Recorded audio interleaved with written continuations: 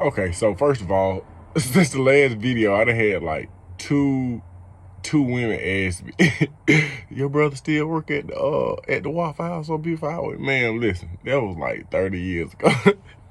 That was 30 years ago.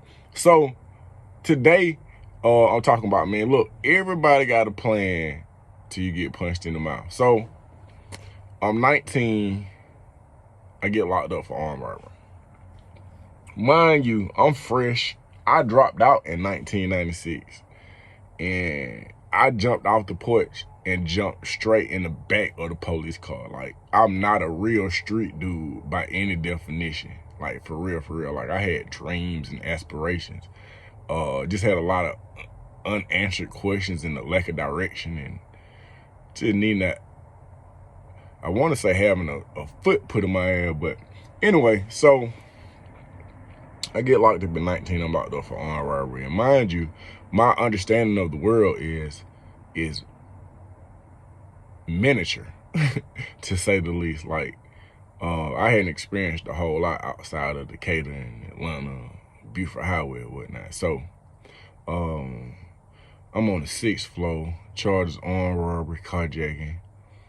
And then that was my first interaction with like real street people and just like a crackhead. And I learned the hard way that, man, just because a person smoked dope, that does not mean that person is not a man. There was a guy by the name of Keith Thomas, and I'll never forget this. So Keith Thomas was smoking dope at the time. So I just was raised like I ain't never really had no respect for no crackhead. It's just that simple. So, but this dude, man, so the first 3 days he came in there, all he did was sleep. He ain't bathe. He wake up eating up. That's what them, he's sleeping it off. But when he arose on the 3rd day, he was something different. But I ain't see him as something different. So I'm on the nonsense. Like at that particular time, this back in like 96. So you could put like a paper clip in the back of the TV and you can watch the box. You can watch like music videos. So it's grown men in there that want to watch the football game. They want to watch the news. I got like about 5 or 6 stupid retards with me. They with whatever I'm with. I'm like, man, we watching music videos. And at the time, I always feel like somebody's watching. Yeah, that's around about the time they had. I'm like, this like, if it come on 12 times a day, we watching it. That and where them dollars at? Where them dollars at? So long story short, man, I done bumped heads with Keith, and I'm like, man, this a crackhead. So we squared. And if I'm being honest, I don't know if he had something in his hand. I don't know if he just was I don't know what happened, man. That man hit me. That man hit me in my mouth, man. We would fight. I ain't fall out. I ain't fall out, but had we just been like locked somewhere, it might have turned into something different. It might have turned into something different, but that man hit me in my mouth. So I was just like, I don't care. At that particular time, I ain't care nothing about fighting. And I ain't care nothing about losing. It was just, hey man, there ain't nothing else to do. So we're gonna fight. That's what we're gonna. So I keep fighting. If I don't win, I'm coming back. So long story short, man, they just start like raising my security. So I done went from minimum to maximum. So I done made my way to the 8th floor. Made my way to the 8th floor, and it's a different kind of movement on the 8th floor. Like you lock down 24 hours, no, 23 hours. You come out for like 45 minutes for the day. So I done slick got comfortable in jail. So I got my little pictures. I put my little pictures up on the wall. And when you come out for your 45 minutes on the 8th floor, mind you, whatever you're doing, that's what you're doing. If you're going to shower, you're going to get on the phone. That's what you're going to do within that time period. So ain't no TV, ain't no visits, ain't nothing. You're not doing none of the other stuff. So I'm on the 8th floor, this dude named Charles Duffy. I ain't gonna never forget this name. So he on some suicide stuff, but he ain't really on no suicide stuff. Like he cutting his wrist from here to here. He not really cutting the veins. So I come out on my time, he like, hey buddy, tell the police I cut myself. I'm like, ain't no in here. You can't cut yourself on my 45 minutes, y'all. You have to wait till your foot cut. The first thing they gonna tell me to do it, they gonna tell me to lock down. I ain't got no shower time. I ain't got, hey man, you got to kill yourself on your time, shot. I ain't none of no. What I didn't understand is that he had been up here for years and he had learned how to read the doors up, and the people over there, like they was following this dude. So about 2 days later, I go to get in the shower. I got my little uniform on and I still got my sandals on. So on the 8th, you got to hit the shower for it to heat up. So luckily, I hadn't taken my clothes off, but you can't see where I'm in the shower, so it sounds like I'm in the shower. Man, I'm warming the shower up, and I just hear one of the doors open. I'm like, man, that is not right. So this dude named Kool-Aid, he had to been at least about 6'4". He got a broomstick. He didn't sharpen the broomstick down. And then all I hear is somebody say, "Shank that nigga Kool-Aid." I'm like, what? So we go at it. I don't have no shank. I don't have no shank. So we go at it. We go at it. He cut my arm up a little bit. I skipped the part. The day before that. This where it got real weird. This when I realized that, like, I'm not by any definition a real street nigga at all. Listen to me. I'm sitting in the cell. So on the 8th floor, they got these little flaps. And that's where they feed you. So sitting there, I get my little lunch. I got my pictures up on the wall.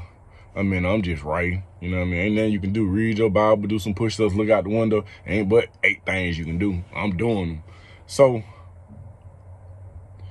in the cell, and then I just hear a splash in the room. I'm like, what is that? I smell something. I look on the wall, man. This dude he done doo-dooed in the cup. He done put mustard in the cup and then stirred it up and then splashed it in the room. It's all on my blanket. Like, all I could think to myself, I was like, man, I want to go home so bad. I want to go home so bad. Oh my God. I fucking hate it. I fucking hate it here. So fast forward, I see Keith Thomas and Jackson. I see Keith Thomas and Jackson. And at the time, I'm on some, I understand the power of the mop bucket and the soccer batteries. So I'm scheming. I'm on the little order. I'm like, man, I gotta bust his head. And then when he seen me, he was so smooth. He just greeted me with the apprehension that a 50-year-old would to a 20-year-old who ain't got nothing to do but get into some nonsense. So we smoothed it over, but I'm itching for my opportunity. So time go bad, fast forward, a whole bunch of stuff going on.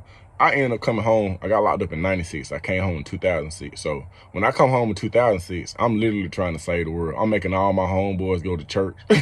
I'm like, listen, man, the only time we ever go to church is we get dressed up is when somebody go to court or somebody die. Man, we going to church. I got like 30 niggas from Woodridge. Like, I got everybody going to church. We went to Total Grace on Covenant Highway. So I started working, doing this volunteer work. I'm a case manager. Well, after I get my certification for anger management, still certified and licensed with the state. Then I start doing, after I do volunteer work, we feeding the hungry. And then I started working up under a grant out in Clayton County. And the goal was to help people get those individuals who had been locked up for misdemeanors and light felonies. If I could get them placed for 90 days, like if I can get them in school, job corps, teen challenge, youth challenge, college, the army, whatever, if I can keep them placed for 90 days, I can help get their record expunged. So go on, we do that. And then we do BWB. So BWB is I'm working with people that's coming out of the prison system, people who've been locked up 15, 20, 25 years. So my responsibility is to go into the system, work with them 6 months prior to their release, establish a relationship so that when they do come home, then I know what you're looking for. I got your ID. We're working on housing. We're working on employment. Man, who strolled into the office? Keith Thomas. And in my mind, I was like, bro, I met this dude when I was 19 years old. And I did forget, I said, man, this dude punched me in my mouth, man. This dude, but I'm on some more stuff. Like, I'm really out here trying to save the world. I done got a full pardon from the state. I done got my rights restored. I got my my license to carry. I'm just like, I'm on some real, like, I can make a difference type action. So I hired this dude, man. He worked for my company. After he made it through the program, man, he worked for my company, man. This when I was first on my moonwalk service. But at the time, I had like 3 jobs. So I would go to work, do the case management, then I would go to a chemical plant, recycling plant at nighttime. And I had my moonwalk service. So I had, man, this dude was delivering stuff. I trusted him with money. We like had a real kind of like bond. But, and then this what made me understand that although I was an anger management specialist, like, it take a special kind of person to understand the dynamics of a person who has a drug addiction. Like, just cause you're a case manager, that don't mean that you know everything about everything. So I'm not a drug counselor. Long story short, man, this dude dropped me off at my 3rd shift job and stole my truck, man. He was supposed to go to Eagle Landing Elementary or something like that. They called me. They was like, Mr. Butler, where is their equipment for the field day and all this stuff right here? I called Keith. He don't pick the phone up. I called from my other phone. He picked the phone up. I'm like, man, what's going on? Yeah, man. Now I distinctively hear the crack aroma seeping through the phone. So I was just like, yeah, man, what's going on? Yeah, man, I decided to go another route, man. What? I'm panicking. I'm at work. I ain't got no truck. Man stole my truck, man. Stole my equipment, my computer. I never got my equipment, my computer. They found my truck on the side of the road, man. One thing I know, I had a Dodge 1500. One thing I know about them Dodges, now, you can smoke crack and you can put gas in the Dodge, but you're not going to be able to do both of them. You have to pick it. You either go smoke this dope or you go put gas in this truck, man. So they found my truck on the side of the road, man. Keith died not too long ago from cancer, too. Rest in peace to that dude, man. But it showed me just like how life is sometimes, man. Sometimes people have those addictions and they be wanting to fight. They be wanting to like kick them, man, but they can't always kick them. And it also taught me, like, sometimes, man, we go through things so that we can be beneficial to other people, man, so that we can kind of help them. And then if that's the case, if I, like, my Uncle Emery always told me, man, like, hey, man, if I step in it, man, and I tell you that I stepped in it, that mean you ain't got to step in it. And then I think I heard, like, Will Smith say something like, a smart man learns from his mistakes, but a brilliant man learns from the mistakes of others. Man, watch me, watch my mistake, man. If I step in it, bro, you do not have to step in it. Moral of the story, again, everybody got a plan till you get punched in the mouth.